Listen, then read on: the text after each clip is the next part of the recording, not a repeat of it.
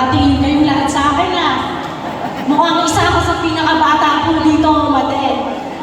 Ngayon po ay ipaparating ko ang isang bating pagtanggap dahil po nagkasabay-sabay po ang event dito sa ating lungsod. Meron pong ginaganap ng Harvest Festival dito po din sa CLSU, sa MPG Hall. Andun po sila. At meron din pong ginaganap na event po sa amin, sa PNP Gym. At andun din po ang ibang farmers ng Science City of Muñoz. At meron pa po, pagkayari ko po dito, ako ay hahabol naman sa isang public hearing kung saan ito ay tumutugon. Ngayon, para sa mga magsasaka, ang aming pong lungsod ay gumagawa ng isang ordinansa upang makatulong sa ating mga magsasaka. Dahil po, alam nyo naman po ngayon, umani pero nalugi. Sabi nga po nila. Ano po, sa ngayon po, magandang umaga po ulit sa inyong lahat mula po sa City Agriculture Office sa pangunguna po ng aming OIC, Sir Lionel P. Paluguru, at ang aming kagalang-galang na City Mayor, Ma'am Baby R. Lazaro Alvarez. Babasahin ko po ang kanyang bating pagtanggap. Magandang araw po sa ating lahat. Isang karangalan para sa akin na batiin at tanggapin kayo sa aming lungsod para sa Nueva Ecija Rice Farmers Consultation.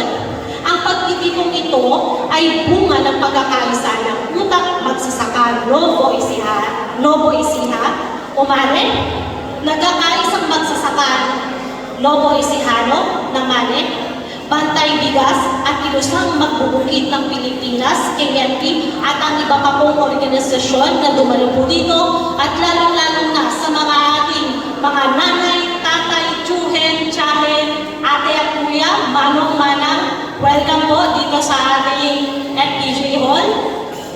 Ang mga organisasyong matagal ng kasama at kaagapay ng ating mga magsasaka sa kanilang pakikibaka sa pagbubuhay.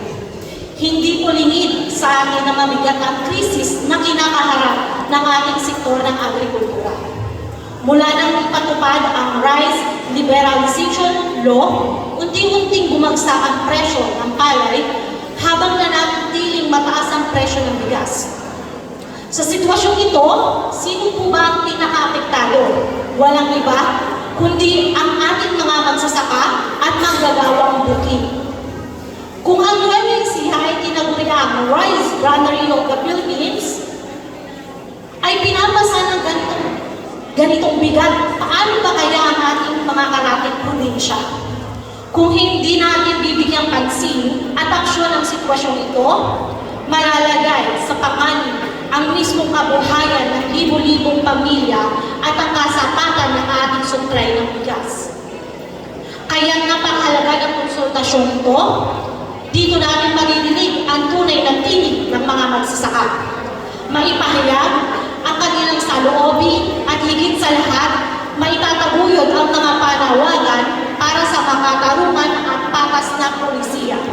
Nais kong idiin na ang pamahalang lokal ng Science City of Muñoz ay handang makinig, makipag-ugnayan at makipagtulungan upang maisulong ang adhikain ng sariling kakayanahan, sariling ani at sariling lakas. Ang ating mga magsasaka ang susi sa tunay na kasalulan sa pagkain.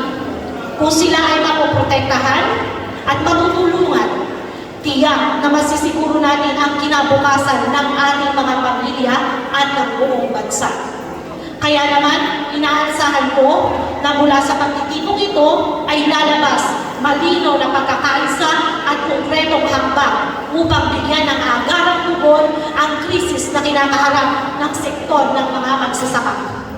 Maraming salamat po at naway magsilbi itong simula ng mas matibay na ugnayan at pagkilos tungo sa maunlad at makatarungang bukas, hindi lang para sa ating magsasaka, kundi para sa ating bansa. Mabuhay po ang mga magsasaka!